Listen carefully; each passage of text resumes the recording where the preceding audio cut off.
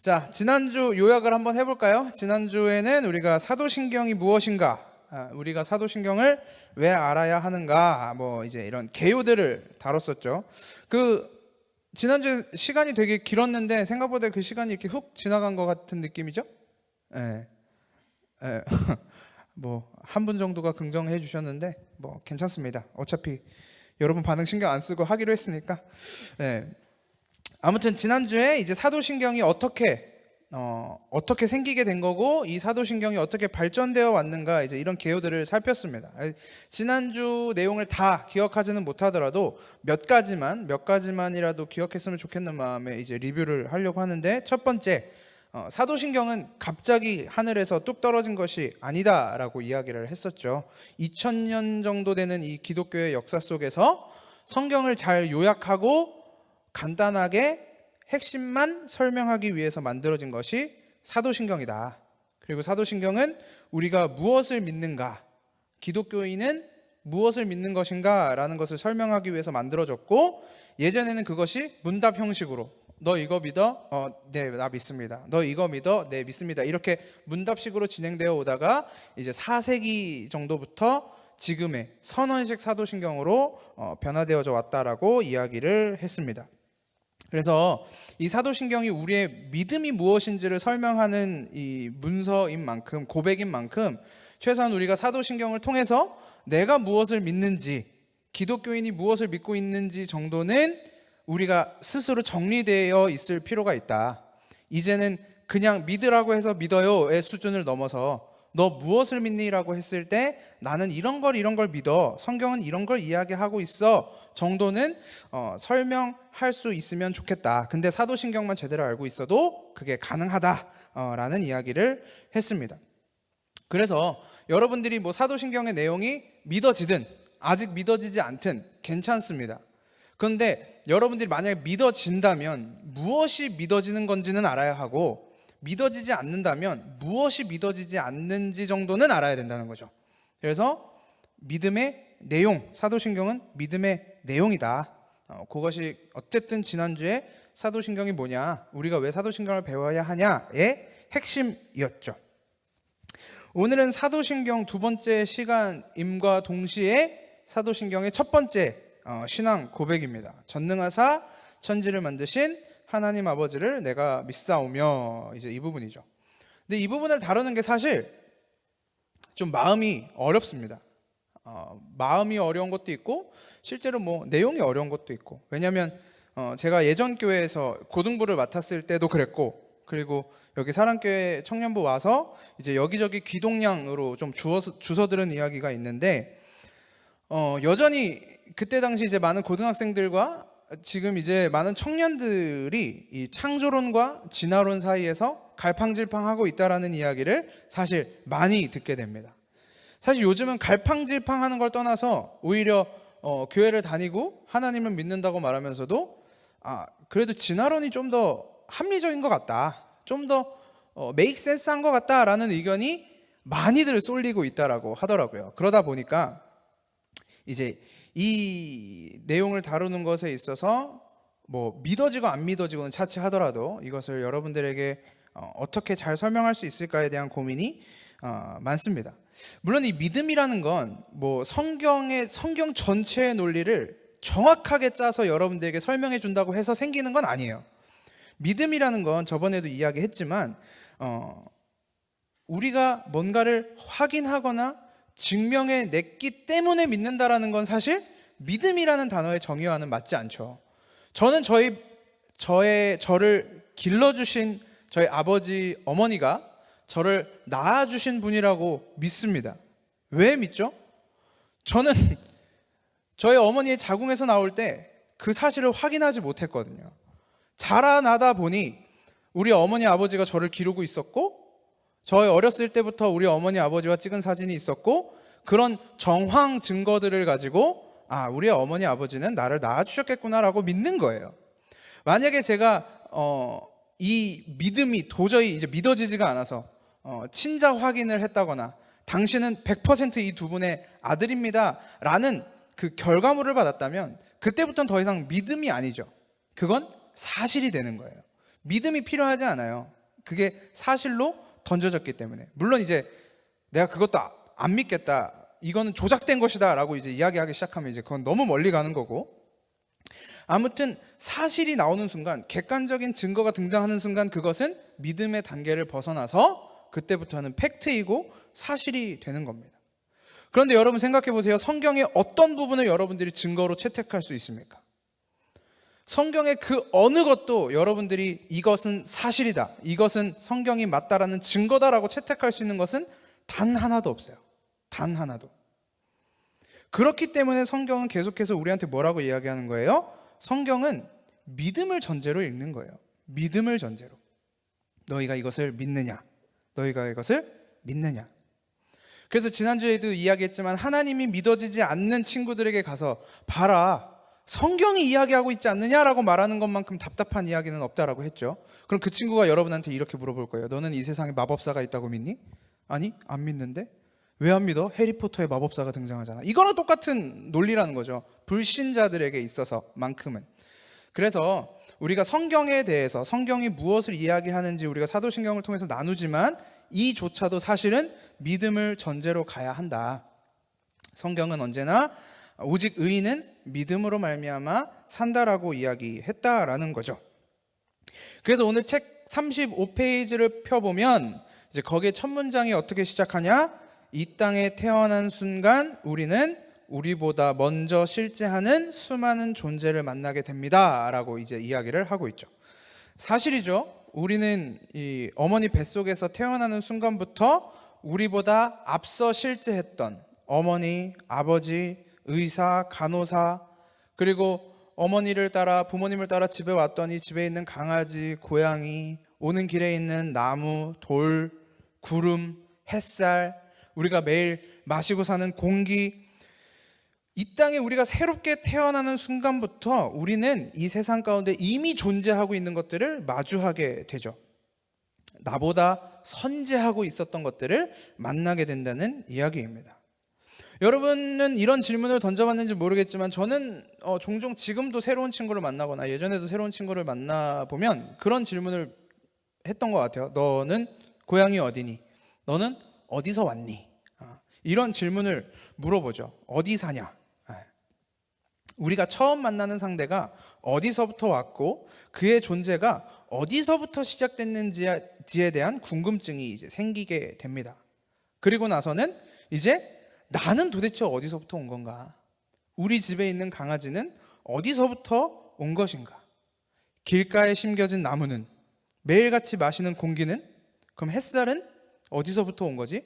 그 존재는 어디서부터 시작된 거지? 라는 질문이 생기게 되죠.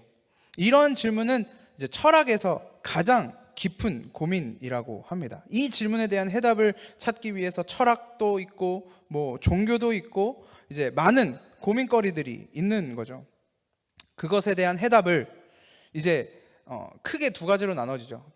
기독교인들은, 그리스도인들은 성경이 말하는 것처럼 창조주에 의해 창조되었다고 하고, 어떤 사람은 과학자들의 연구 결과를 통해 진화되었다라고 믿습니다. 저는 개인적으로 진화론도 믿음이라고 생각하는 사람이에요.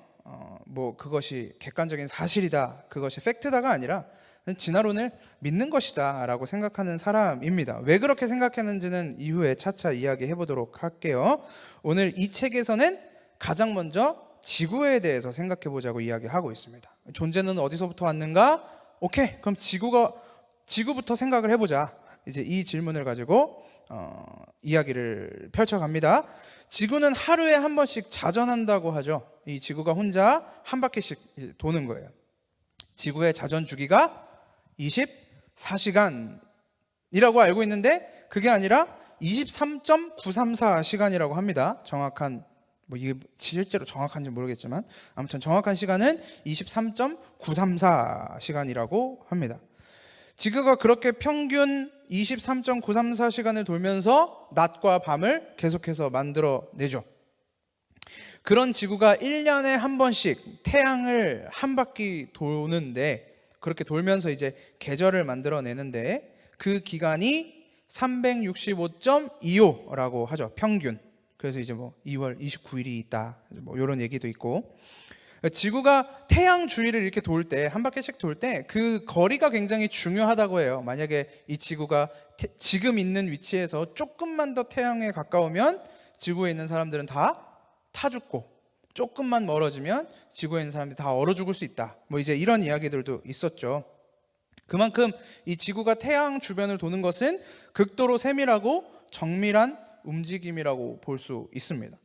이제 거기에 더해서 달까지 합쳐지면 이제 하루, 한 달, 1년이라고 우리가 정해놓은 이 날짜 주기가 등장하게 되는 거죠. 물론 이것도 과학자들이 만든 건 아닙니다.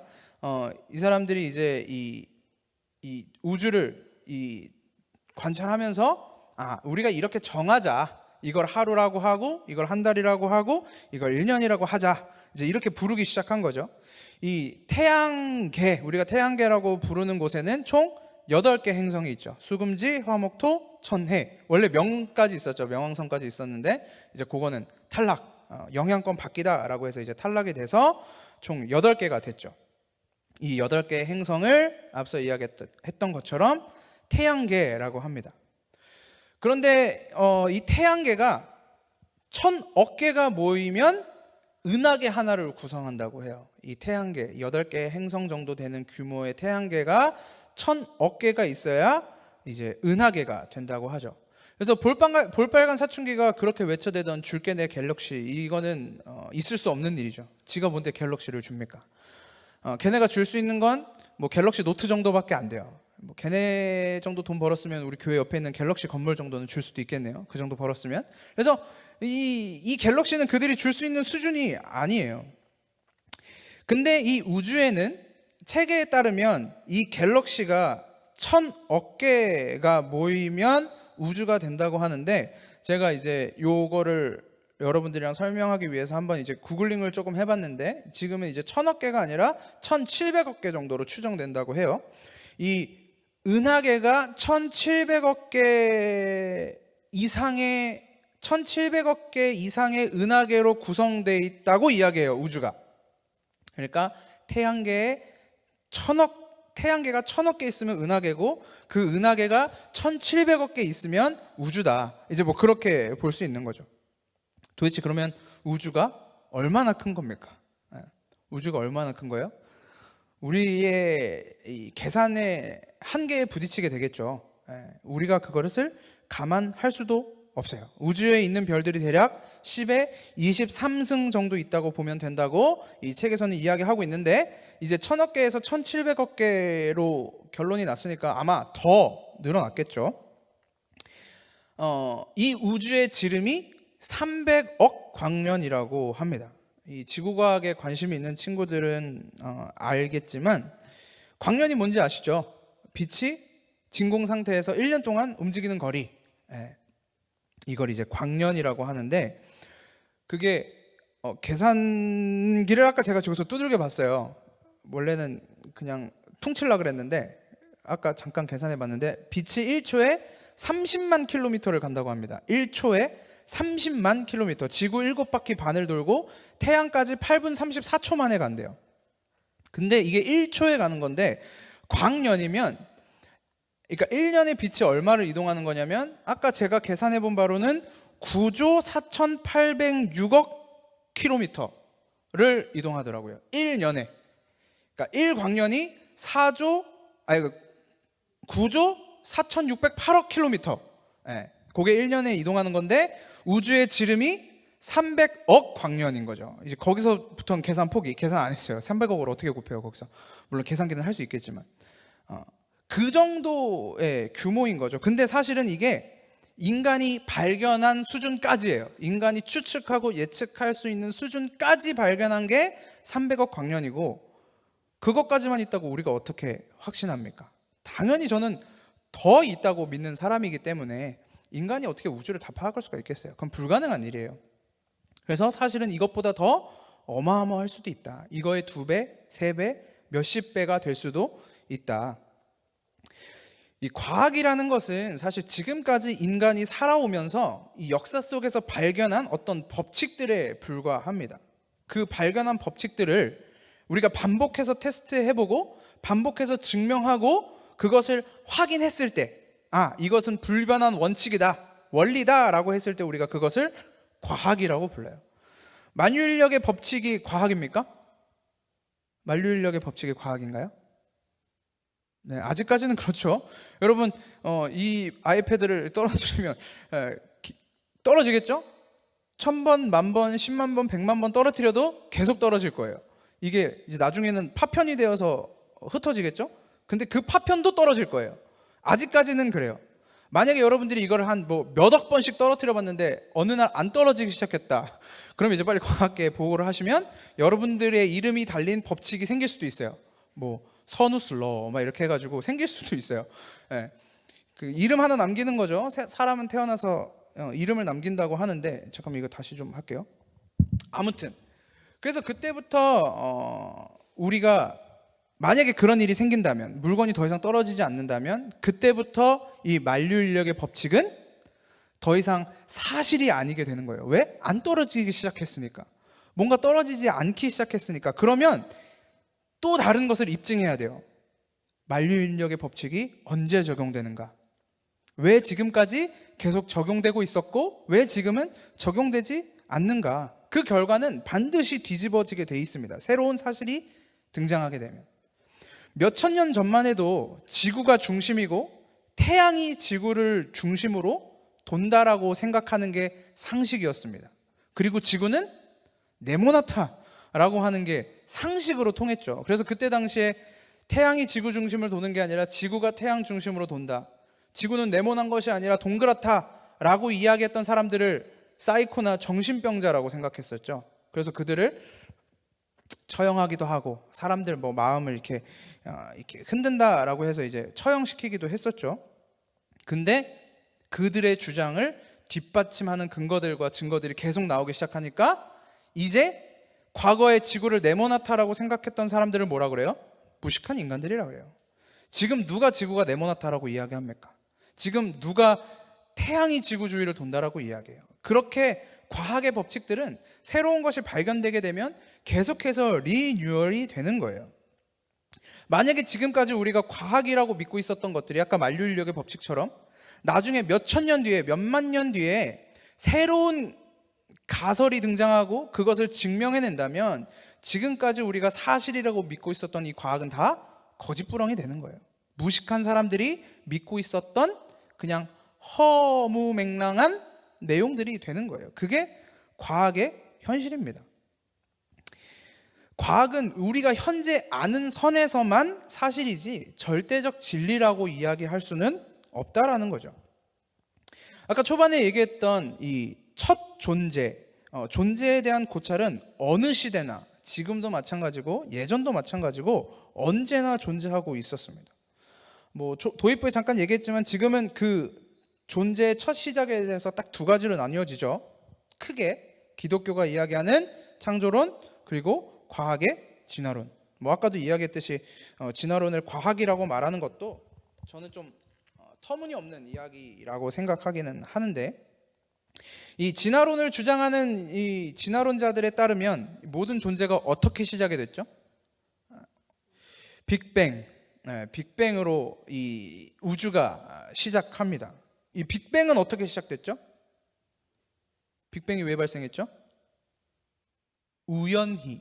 그들이 내놓은 결과가 그거예요. 어느 날 갑자기 우연히 빅뱅이 터졌다. 그 빅뱅이 터지면서 우주가 급격하게 팽창하기 시작했고 그 우연에 의해 우주가 생겨났다. 그래서 그 우주 중에서 우연히 태양과 수많은 행성들이 생기기 시작했고 우연히 지구에서 생명체들이 번성을 하기 시작했고 우연히 그 생물체들이 생존을 위해서 진화하면서 지금의 동물과 식물과 인간들이 되었다. 여러분, 이게 진화론자들의 주장이에요. 물론 요즘은 더 세밀하게 들어가면 이건 저렇고 저거 할 수 있지만 결국 맨 처음 시초는 뭐예요? 우연한 폭발. 그것이 우리 모든 존재의 시초였다라고 말하는 게 진화론자들이라는 거죠. 제가 예전에 들었던 설교 중에 어떤 목사님이 이런 예화를 들었던 적이 있어요. 어떤 사람이 바닷가에서 우연히 손목시계를 발견했다고 합니다. 그래서 그 손목시계를 주운 사람이 그걸 보면서 이 시계는 바다에서 우연히 만들어진 물건이다. 바다에 있는 금속과 철분들이 모여서 시계의 줄을 만들고, 어떤 것들은 둥그렇게 깎여서 거기에 숫자가 박히고, 어떤 것들은 또 깎여서 톱니바퀴가 되고, 시계를 돌리는 톱니바퀴가 되고, 또 어떤 것들은 초침으로, 어떤 것들은 분침으로 몇 천 년에 걸쳐서 우연히 진화된 작품이다 라고 말할 수 있겠냐 라는 이야기를 한 적이 있었어요. 우리가 시계의 작동의 원리를 아는 사람들은 그게 우연으로 가능한 물건이 아니라는 걸 우리는 알고 있죠. 왜냐하면 그 시계를 만들기 위해서 얼마나 많은 기술들이 들어가야 하는지 알기 때문에. 근데 만약에 아직까지 우리가 지도에서 발견하지 못했던 섬이 있다고 가정을 해봅시다. 그 섬에 살고 있는 원시인들이 바다에서 낚시를 해서 물고기들을 낚기 위해서 바닷가에 갔다가 이 손목시계가 바닷물에서 떠다니다가 모래사장 위에 툭 떨어졌어요. 태어나서 생전 들어보지도 못하고 만져보지도 못했던 이 물건, 태어나서 자기 섬에 사는 사람들과 자기가 밟고 있는 이 땅을 제외하고는 그 다른 어떤 것도 발견하지 못했던 이 사람들, 바다 건너로 나가볼 생각조차 하지 못했던 사람들이 이 물에 흘러 떠내려온 손목시계를 발견했다라고 생각해 봅시다. 그 사람들이 우리가 알지 못하는 어떤 세상에서 누군가가 이 손목시계를 만들었는데 이게 흘러 떠내려와서 섬에 도착했구나 라고 생각할 수 있을까요? 그것은 그들의 지적 능력 안에서 절대로 불가능한 상상입니다. 왜? 이해가 되지 않으니까. 자기들이 지금껏 보지 못했던 물체와 자기들이 이 땅을 제외하고 다른 어떤 곳에 사람이 존재하는지, 땅이 존재하는지, 문명이 존재하는지도 모르는 사람들이 어떻게 이 시계를 바라보면서 이건 누군가가 만들어놔서 갖다 놓았구나 라고 이야기할 수 있겠어요? 그러면 그들이 고민하다가 내놓을 수 있는 결론이 뭐죠? 바다에서는 이런 것도 만들어내는구나. 우연히 이런 것들이 생길 수 있구나. 바다가 감동해서 우리에게 선물을 주었구나 라고 치부해버릴 수도 있겠죠. 근데 선물인지 모를 수도 있겠죠. 뭐에 쓰는 물건인지 모르니까.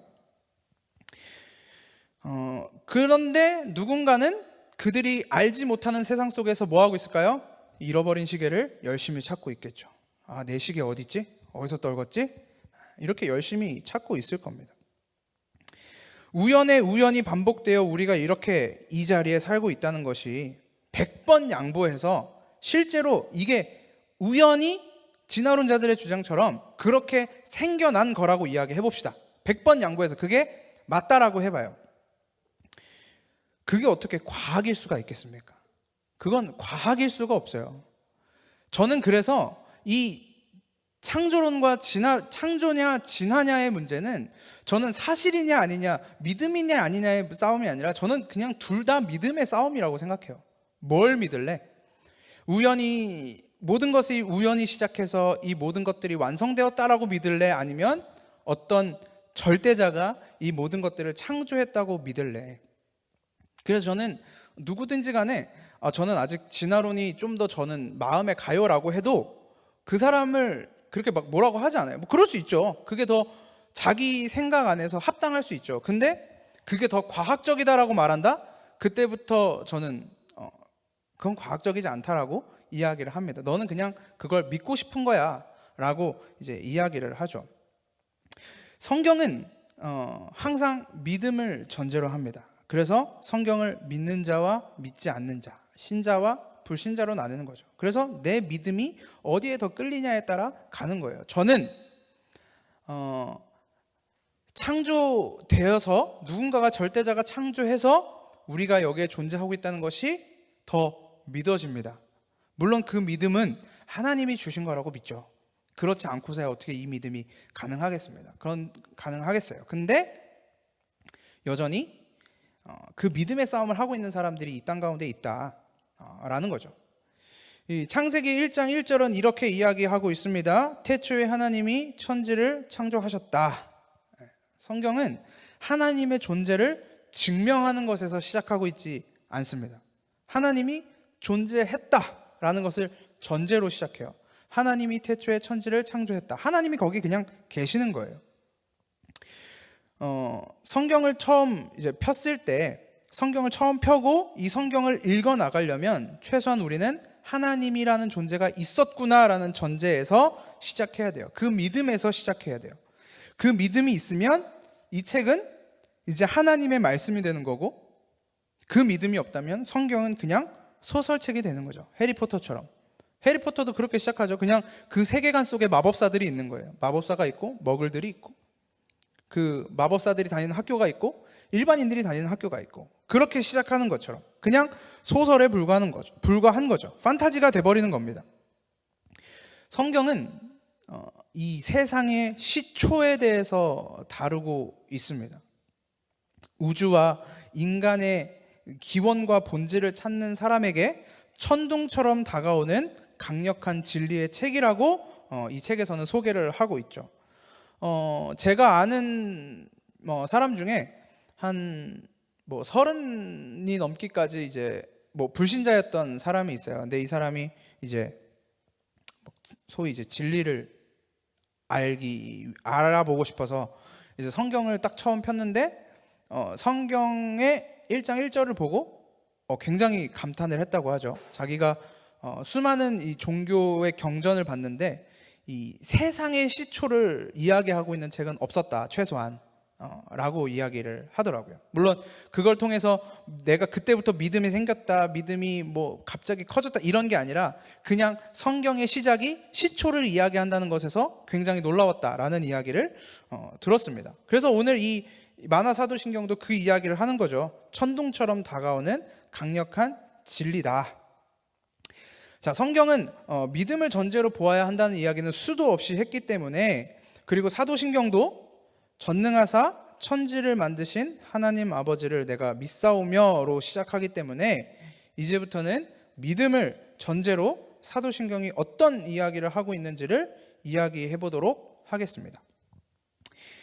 이 하나님이 천지를 창조하실 때 창세기 1장 2절에 의하면 땅이 혼돈하고 공허하며 흑암이 깊음 위에 있었다라고 이야기하고 있죠. 여기서 이제 혼돈은 우리가 흔히 아는 카오스, 어떤 혼란스러움, 혼돈함, 이런 의미가 아니라 formless, 그러니까 형식이 없는, 아무런 형식이 없는 상태를 의미하는 단어입니다. 그리고 공허는 emptiness, 그 형식도 없는데 거기에 내용도 없었다. 그러니까 그냥 완전한 무의 상태였다라는 것을 의미합니다. 어떤 사람들은 이 땅이 혼돈하고 공허하며 흑암이 깊음 위에 있고라고 했을 때, 봐라, 혼돈했다고 하지 않았냐. 그러니까 하나님이 무에서 유를 창조한 게 아니라 뭔가 물질들이 있었고 거기에 뭔가 있었는데 하나님이 그것들을 질서 있게 만드신 것이 창조다라고 이야기하는 사람들도 있어요. 근데 이제 여기서 사용된 이 혼돈이라는 원어의 뜻은 그게 카오스처럼 이렇게 혼란스러운 상태를 얘기하는 게 아니라 형식이 없었다라는 의미를 담고 있는 단어라는 거죠. 그래서 창조의 기사를 보면 첫째 날 하나님이 빛과 어둠을 나누시죠. 그리고 둘째 날은 이 하늘에 궁창을 만드시고 궁창 위의 물과 궁창 아래의 물을 나누십니다. 이렇게 구분하시죠.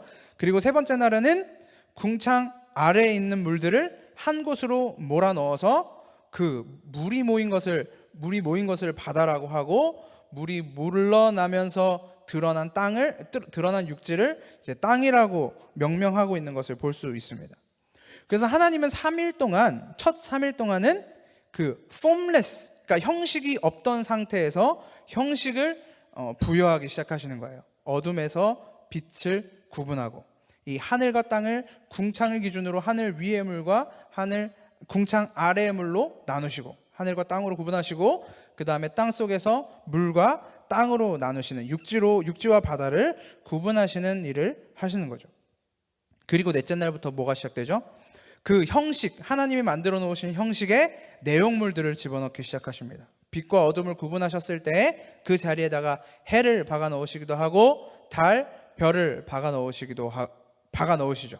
다섯째 날은 하늘과 땅을 구분했을 때, 하늘과 바다를 구분했을 때 하늘에 나는 새 그리고 바다의 물고기, 이것들을 창조하시고, 여섯째 날에는 이 물과 육지를 나누셨잖아요. 그래서 근데 아까 물고기들은 다 만들었잖아요. 그래서 육지에 사는 이제 생물들, 가축, 동물, 기는 것들, 이제 이런 것들을 만드시고 마지막에 이제 인간을 만드십니다. 그래서 이렇게 사람을 창조하는 것으로 하나님의 창조 이야기가 마무리됩니다. 하나님의 창조 기사를 살펴보면 이 창조 과정은 모두 하나님의 편에서 하나님에 의해 이루어진 것을 우리는 확인할 수 있습니다. 제가 지금 이 책이 아이패드 안에 있는데 지금 설교 원고가 아이패드에 있어서 몇 페이지였는지는 기억이 잘 안 나는데, 거기 보면은 이제 하나님이 이르시되, 하나님이 나누사, 하나님이 부르시고, 하나님이 보시기에 좋았더라, 이렇게 4개로 구분해 놓은 아마 그림이 있을 거예요. 거기를 보면 이 모든 주어가 다 하나님에게 붙어 있죠. 하나님이 이르시고, 하나님이 나누시고, 하나님이 부르시고, 하나님이 보시기에 좋았다. 그렇기 때문에 이 피조물은 반드시 하나님의 지혜와 능력과 위엄을 반드시 담고 있습니다. 다시 한번 이야기합니다. 이 사도신경의 고백은 믿음을 전제로 이야기하는 것입니다. 전능하사 천지를 만드신 하나님 아버지를 내가 믿사오며 라는 문장을 믿는다는 전제하에 이것이 무엇인지를 이야기하고 있는지 확인하는 작업이에요. 이 문장이 이런 내용이구나. 이제 이런 작업을 우리가 진행하고 있는 겁니다. 뒤를 더 진행하면 마무리하기가 되게 애매해질 것 같아서 1과는 오늘 마무리할게요. 왜냐하면 이제부터, 그래서 이게 무슨 의미냐, 우리한테 그래서 창조냐 진화냐 이게 우리한테 무슨 의미냐라는 것도 여러분들에게 설명을 해드려야 우리가 잘 마무리할 수 있잖아요. 과학 시간이 아니니까. 이 창조인지, 여러분들한테 물을게요. 여러분, 창조인지 진화인지가 왜 그렇게 중요합니까? 여러분이 창조된 존재라고 하면 지금 여러분들의 삶이 뭐가 좀 달라집니까? 여러분들이 진화된 존재라고 하면 지금 여러분들의 삶이 좀 달라져요? 뭔가 우울했는데 갑자기 행복해지고, 진화라고 믿고 있었는데 창조가 갑자기 믿어져요. 그래서 갑자기 행복해져요. 아니, 갑자기 내 상황이 뒤바뀌어졌어요. 그런 일들이 일어납니까?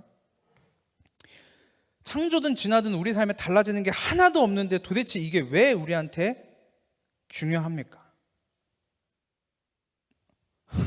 시리가. 근데 사실 이건 굉장히 중요해요. 이 우리가 창조된 존재냐 진화된 존재냐에 따라서 사실은 우리 삶에 많은 것들이 달라지기 시작합니다. 우리가 이 땅에 어떻게 그리고 왜 존재하는지를 안다는 것은 곧 우리 삶의 방향성을 다시 잡을 수 있기 때문에 그런 거예요. 만약에 우리가 창조되었다면, 여기 있는 분들 중에 창조되었다고 믿는 분도 있겠지만 혹시 그렇지 않은 분들을 위해서, 만약에 우리가 창조되었다면 반드시 우리를 창조한 존재가 있어야 합니다. 맞죠? 그리고 창조자가 무언가를 만들었다면 그 창조자는 무언가를 만들 때 그 창조물 안에, 피조물 안에 반드시 그 창조자의 의도와 뜻을 담아 놓게 됩니다. 우리 전 회장님이신 우리 가영자매가 빵 만드는 걸 좋아하죠. 막 빵도 이렇게 만들어서 막 갖다 주고, 뭐 자매들 예전에 불러다가 이제 막 밥 해주는 것도 뭐 듣고 그랬는데, 그때 저도 있었는데 전 안 불러줬지만, 그런 요리를 만들거나 빵을 만들 때 아무 재료나 다 그냥 때려 넣고 우연히 어떤 맛이 나오겠지라고 하면서 가스불을 켜놓고 후라이팬을 들여다보고 있지 않죠. 그런 식으로 요리하시나요 혹시? 그렇지 않죠. 우리가 요리를 만들 때 혹은 빵을 만들 때 어떤 재료를 선택할 때 그때조차도 내가 무엇을 만들기 위해서 이 재료를 선택하고 어떤 맛을 내기 위해서 이 재료를 선택하는지, 창조자는, 그러니까 우리가 창조자는 아니지만 그냥 창작자라고 합시다. 그러면 창조자는 너무 하니까 창작자는 자기가 만들어내는 작품의 의미와 뜻과 의도를 담아냅니다. 너 이거 왜 사는 거야? 라고 물어보면 누가 요리할 때 저희 어머니가 이제 사모님이시니까 성도분들이 이제 교회에 이렇게 오시면 초대받아서 오시면 정말 그 전날부터 하루 종일 요리를 하시거든요. 그래서 저는 신방을 어디 가정에서 신방을 한다거나 그래서 막 거기 엄청난 요리들이 나오면 한 이틀 동안은 진짜 마음고생 하셨겠구나라는 걸 알아요. 왜냐하면 저희 어머니 요리를 제가 도와드렸거든요. 그러면 이제 제가 약간 마르다 같은 스타일이어가지고 근데 이제 어머니가 그 장을 보셔야 되겠죠. 장을 보시는 걸 이제 따라가다 보면 이거 지금 왜 사는 거지? 라고 싶은 게 있어요. 그러면 어머니한테 물어보죠. 이거 왜 사는 거야? 우리 이거 만든다고 하지 않았어? 근데 이 재료는 왜 사는 거야? 라고 물어보면 허투루 사는 게 하나도 없어요. 그 재료를 사는 데는 어떤 요리를 만들기 위한 근거가 돼요. 근거가 다 있어요. 이거는 이걸 위해서 사는 거고 저건 저런 맛을 내기 위해서 사는 거야 라는 게 있어요. 그 재료를 선택하는 것조차 창작자가 필요로 하기 때문에 의도를 가지고 짓는 거예요. 그리고 음식이 완성됐을 때 데코를 하잖아요. 그 데코에도 다 의미가 있어요. 어저께 영유치부에서 이 어린이 주일 이제 행사를 미리 땡겨서 했는데 우리 은혜자매가 거기서 이제 그 컵케이크 이게 케이크를 이렇게 만들면서 초콜릿을 가져왔더라고요. 석기시대랑 M&M을 가지고 와가지고 막 이렇게 올려놓는 거예요. 올려놓고 봤더니 거기에 웃고 있는 어떤 아저씨가 등장하더라고요. 그런 데코조차 아무런 의미 없이 의도 없이 만들어지는 것은 없어요. 왜 은혜자매가 여기서 웃는 얼굴을 만들었냐? 그냥 만들었는데요? 라고 할 수도 있지만 그 안에는 의도가 분명히 담겨 있는 거예요. 이걸 왜 여기다 올려놓고 있고 왜 이 초콜릿을 선택했는지조차 창작자에게 의도가 있다라는 겁니다. 심지어 이것은 누구를 위하여 만드는 요리인지, 이것을 받는 사람이, 이 요리를 함께 먹는 사람이 어떤 감정으로 받았으면 좋겠는지, 이 요리가 어떤 맛이 났으면 좋겠는지 다 계획이 있다라는 거예요. 다 뜻이 있다라는 거예요. 여기 찬양팀 하시는 분들 몇 분 계시겠지만 콘티를 짤 때 막 짜십니까? 한 곡을 하든 세 곡을 하든 아니면 긴 집회에서 10곡을 하든 그 한 곡 한 곡마다 우리가 왜 그 곡을 선택했는지, 우리가 이 예배 시간에 이 곡을 하는 이 찬양 전서 맨날 이런 얘기하면 막 이래가지고 막 말하기가 되게 그러지는데 왜 이 찬양을 골랐는지에 대한 이유가 다 있어요. 이 찬양 콘티의 이 대서사 안에 담고 싶은 이야기가 있다라는 거예요. 메시지도 있고. 오늘 연합 예배에 참석하신 분들은 아시겠지만 오늘 이 다니엘 영상 설교의 이 대본들을 제가 이제 만들었는데 그냥 이렇게 쭉 들어보면 그냥 다니엘 1장의 사실 내용들을 요약한 거예요. 요약해서 그냥 좀 아이들이 쉬운 문장으로 만들고 그런 건데 그런 것처럼 들었을 수도 있지만 사실 저는 그 A4 용지 2페이지도 안 되는 대본을 만들면서 이 안에 어떤 단어를 사용해야 할지, 어떤 문장이 들어가고 이 대사가 언제 들어가는 게 더 좋을지 사실은 고민을 많이 했습니다. 왜냐하면 어떤 단어가 들어가느냐에 따라서 메시지의 의미가 완전히 달라질 수도 있거든요. 그래서 그 짧은 A4 용지 2페이지도 안 되는 그 대본을 만들 때도 창작자가 엄청난 고민과 의도와 뜻을 담아서 만드는데 만약에 우리가 창조된 존재이고 창조자가 있다면 그냥 만들었겠느냐는 거예요. 우리를 아무런 의도 없이, 아무런 의미 없이, 아무런 뜻도 없이 만들었겠냐는 거예요. 사람이 창조되었다면 우리는, 인간은 반드시, 그리고 모든 피조물은 반드시 창조자에 의한 뜻과 계획이 존재할 수밖에 없어요. 우리 각 사람의 뜻과 의미가 있고 밖에 있는 나무와 공기와 우리 집에 있는 두리와 강아지예요. 별이와 이 친구들도 다 존재의 목적이 있는 거예요. 무슨 목적인지는 우린 몰라요. 왜? 내가 만든 게 아니니까. 그런데 있다니까요. 있어요. 되게 기가 막히다니까요. 이거 왜 들어간 거예요? 이거 왜 들어간 거예요? 라고 말하면 다 이유가 있어요. 창작자들은.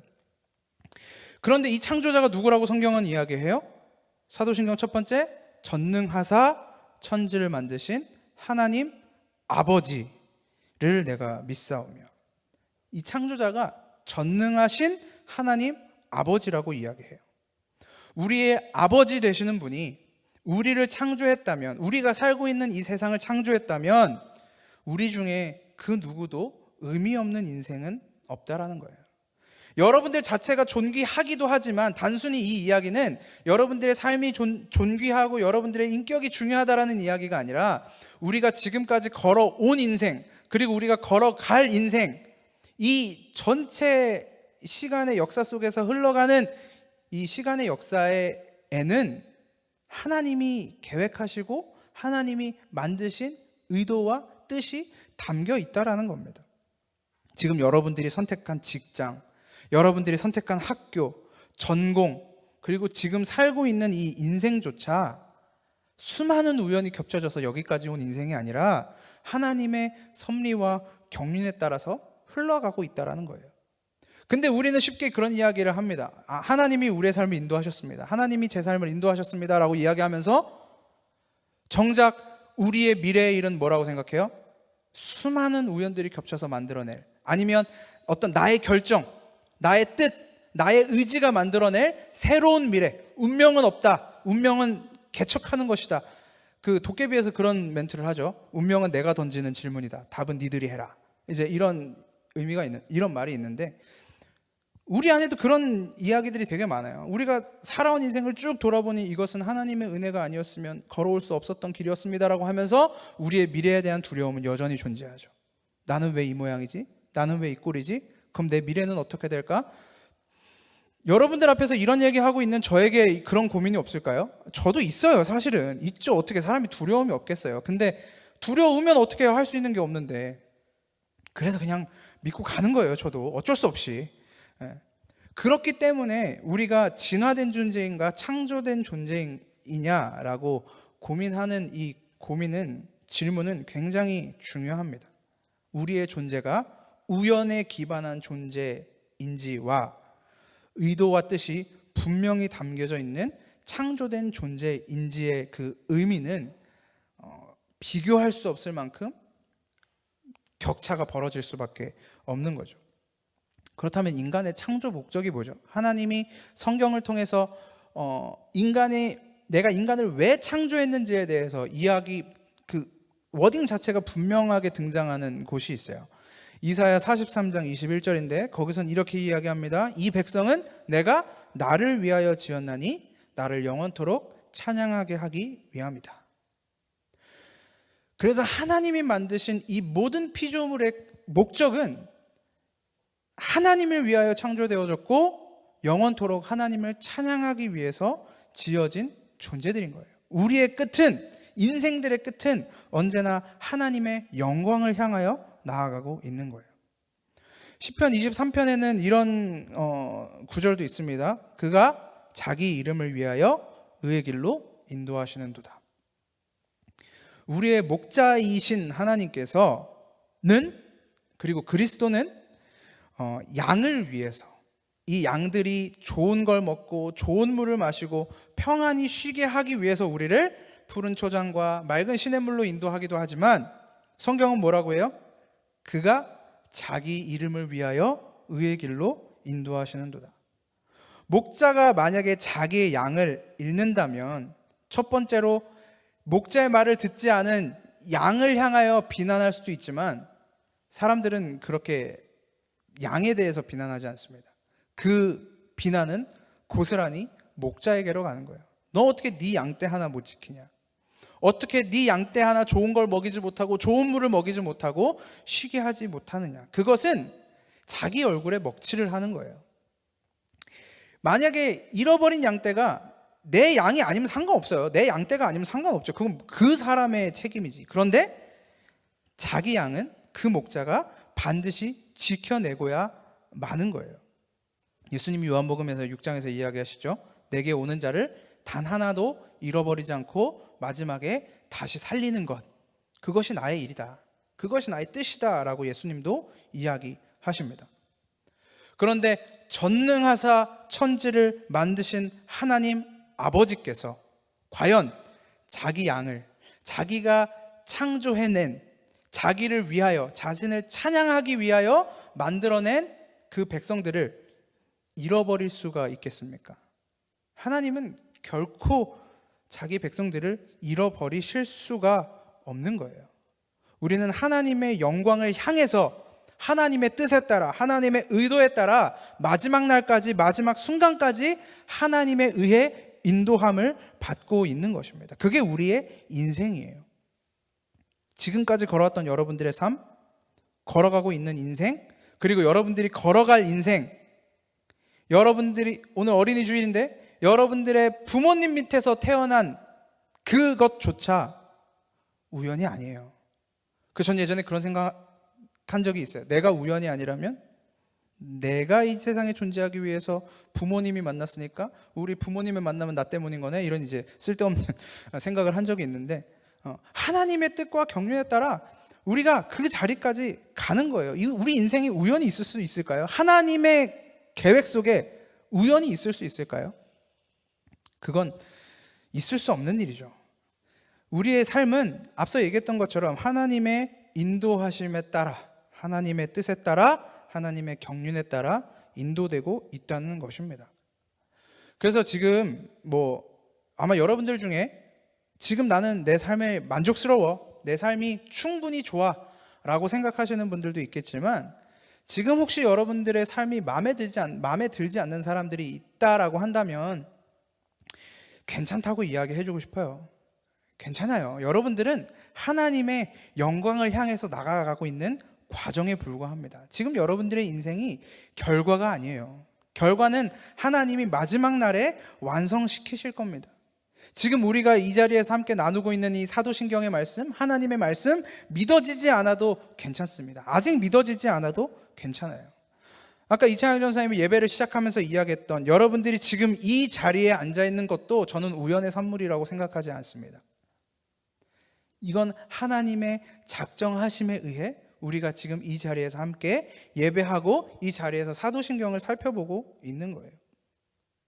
그래서 여러분에게 이 길의 끝에서 우리를 영광스럽게, 우리를 완전하게 완성해 가실 그 하나님을 꿈꾸면서 오늘도 내일도 좀 참아가면서, 인내하면서 걸어가 보시기를 바랍니다. 그 마지막 날을 우리가 꿈꾸면서 살아가는 거예요. 그게 우리의 소망이에요. 무슨 대학에서 장학금 타먹거나 좀 그런가? 장학금 타고 좋은 직장 가고, 그래서 좋은 자매 만나서 아름다운 가정을 꾸미고, 그런 게 소망이 아니에요. 그런 소망도 있을 수 있죠. 근데 그게 궁극적인 소망이 아니에요. 요즘 자꾸 이제 결혼 얘기가 여기저기서 흘러나와가지고 그런 얘기가 나온 건데, 이 땅에서는 그럴 수 있죠. 근데 우리가 꿈꾸는 소망은, 성도가 꿈꾸는 소망은 거기에 있는 게 아닙니다.